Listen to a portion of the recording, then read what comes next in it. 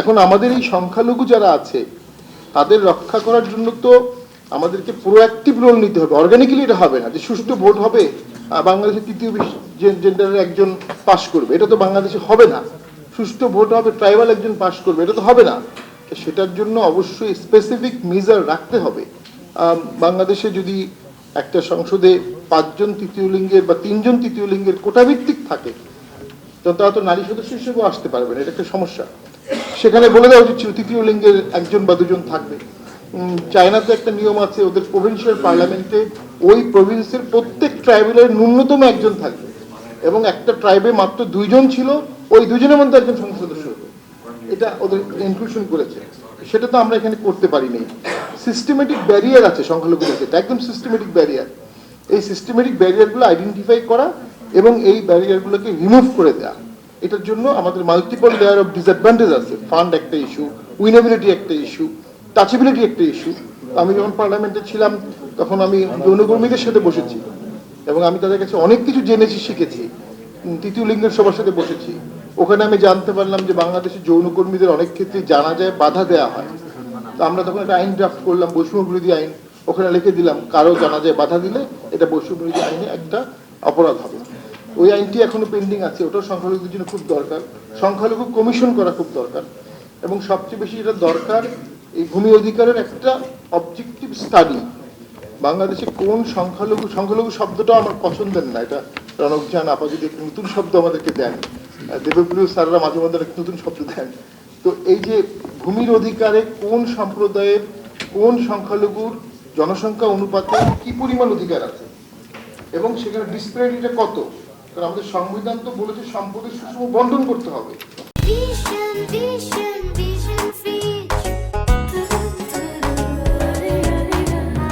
তার মানে যারা মার্জিনালে আছে, তার সম্পদ কম, তার সম্পদটা এভারেজে নিয়ে আসার জন্য স্টেট তাকে এফোর্ট দিবে, তাকে অর্থ দিবে, তাকে লোন দিবে, তাকে জমি দিবে, তাকে এমপাওয়ারমেন্ট দিবে, তাকে ইলেকশন দিবে। সেটা আমাদের এখানে কখনোই করা হয়নি আমার মনে হয়েছে। আর আনটাচেবিলিটি ইস্যু আমাদের এখানে আছে, আমরা এভিডেন্স পেয়েছি, বাট আমরা মোটা দাগে বলতে পারি বাংলাদেশ কিন্তু পৃথিবীর অনেক দেশের থেকেও বহুত্ববাদে বিলিভ করে।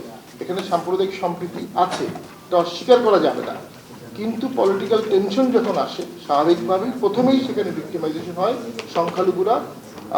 যেমন এখনো মনে হচ্ছে ভোট দিতে যেতে পারবে কিনা, অনেকেই বলবে আপনি তো বেঁচে আছেন এটাই বেশি, আবার ভোট দেবেন না। আমাকে টকশোতে বলা হয়েছে, কিন্তু আপনি টকশোতে আসছেন এটাই তো বেশি, আবার বড় বড় কথা বলেন কেন?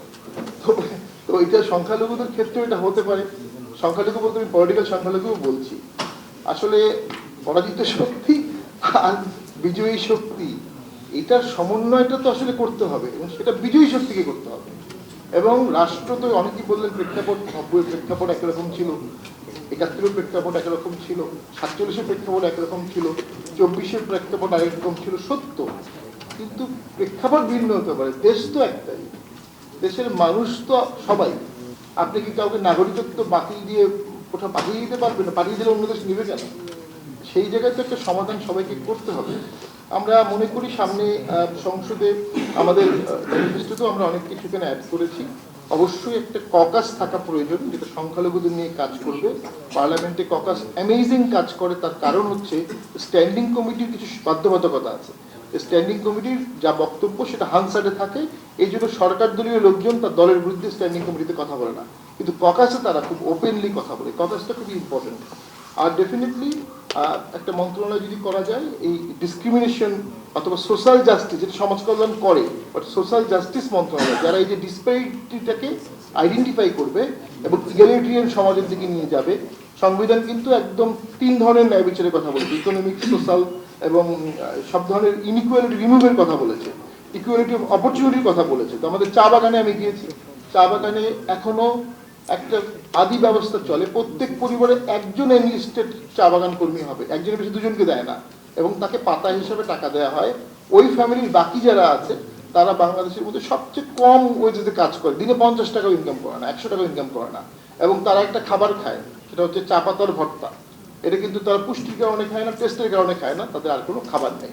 তো আমরা মনে করি সামনের ভোটে, এক লাইনে শেষ করে দিচ্ছি, সামনের ভোটটা দেখুন এই যে ঘৃণার রাজনীতির ফলাফল কি হয়েছে, কবরে পর্যন্ত আগুন দেওয়া হয়েছে। কবর খুঁড়ে রাশ বের করে আগুন দেওয়া হয়েছে। হ্যাঁ, আগেও অনেক অন্যায় হয়েছে, সেগুলো বর্তমান কোনো খারাপ কাজের জাস্টিফিকেশন অতীত খারাপ কাজ হতে পারে না। তার এই সরকার অবশ্যই একটা আন্দোলনের পরবর্তী সরকার, আমরা সকলেই তাকে সম্মত করেছিলাম। তারা মানুষের বাঁচার অধিকারও নিশ্চিত করতে পারেনি, মৃত্যুর অধিকারও পারেনি, লাশের অধিকারও নিশ্চিত করতে পারেনি। তারা করবে একটা ফ্যাবুলাস ভোট। এখানে একজন অলরেডি বলেছে যদি ভোট হয়, যদি ভোট হয়, যদি ভোট হয়।